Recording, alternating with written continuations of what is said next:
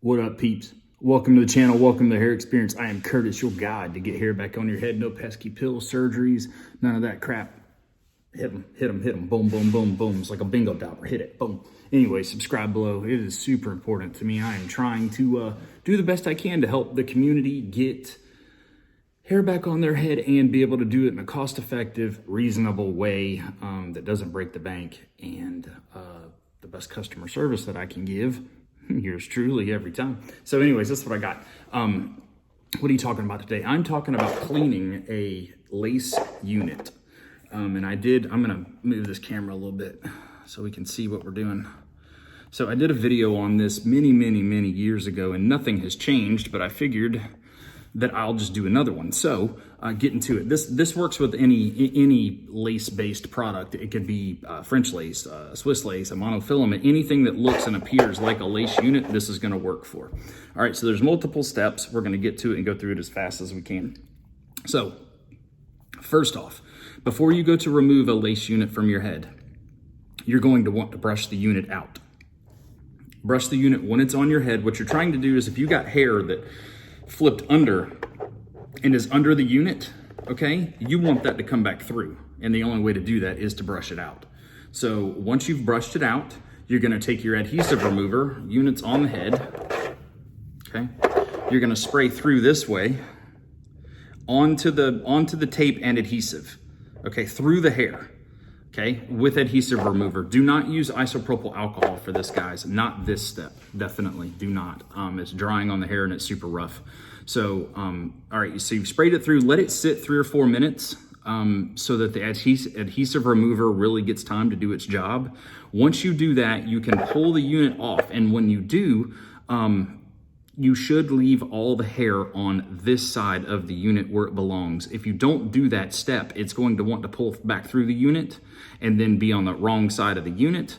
And it typically causes early failure in those areas where you pulled that adhesive off without the remover, if that makes sense. Now, if you've done this and you've got hair that's come through the other side, brush it out from the front side, from the top side, okay? Brush it out from that side and see if you can get it to pull the hair back through the other side where it belongs. If you can't get the hair to come back through, just cut it with a pair of scissors and you're good to go.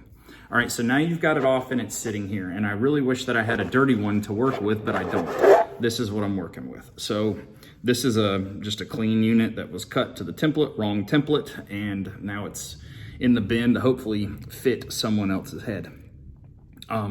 All right, so you've got it off. You're gonna have residue. Let's say this is the front, this is the back, okay? And if you do it with the method that I teach, you're going to have taped all the way around and you'll have a little bit of bond up front. This removal process is gonna work the same for both things. So now you've got this off like this. What you're going to do is you're going to spray the unit down with adhesive remover. Do not use isopropyl alcohol for this step. It's really rough on the hair. Use the adhesive remover for this step.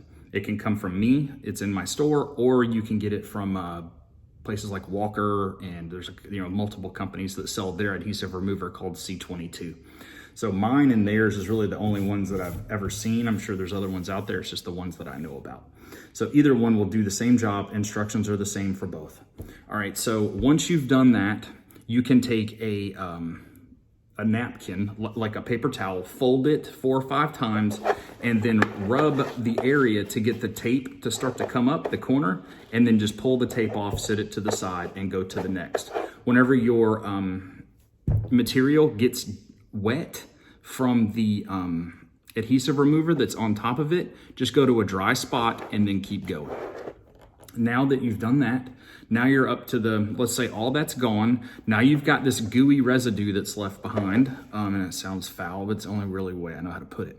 So you've got this residue that's left behind. You're gonna take a cotton ball, just a normal old cotton ball, and you're going to basically rub the area like so. And this is actually gonna work well. So you're rubbing the area like this. Let's see if I get in the middle of the frame. You're rubbing the area like so. See how it's leaving those little balls left behind? And then this is going to get wet. When it gets wet, go to a dry spot and keep going.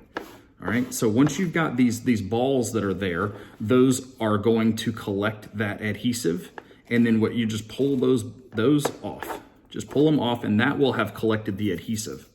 Throw that to the side and keep going. All right. So now you've done another spot. Just pull those off and then keep going. You can typically, if you do this though, you're going to put them down into the hair. You kind of want to get them to go up in a way instead of ending up down into the hair. Once you've done that and you feel like the unit is as clean as you can get it, guys, I can't stress enough the cleanliness of the base with your adhesives and your bonds, tapes, anything that's going to attach it to your head is critical. And you're gonna say, Curtis, why? It's because the adhesives are not made to stick to oils and waxes and anything that's foreign. So this area has to be as clean as you can get it along with your scalp. Normally you can find out if you've got a failure point on a tape or a bond.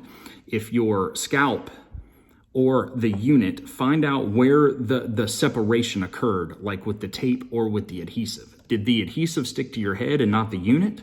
Or did it stick to the unit and not your head? That's typically where you're gonna find that contamination thing.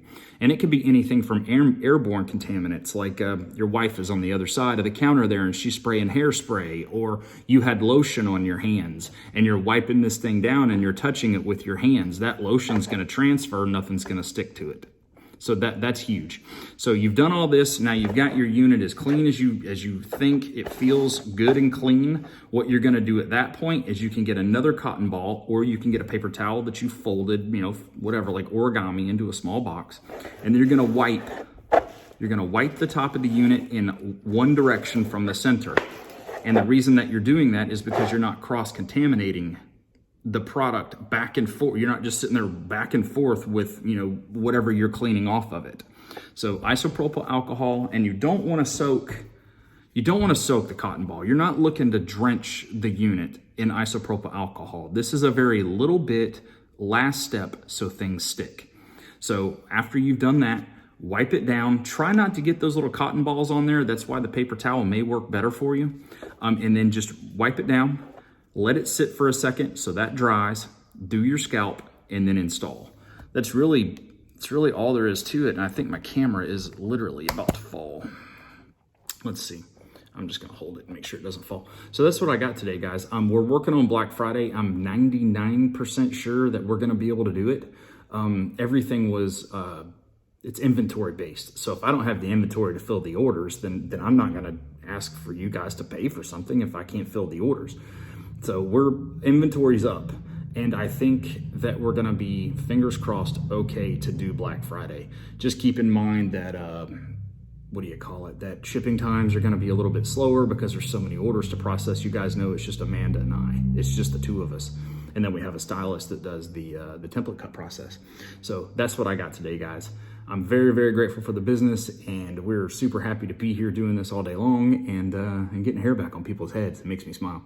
That's what I got. Hit them buttons, and if you need me, shoot me a holler anytime. I'm here to help. Talk to you later, guys. Thanks.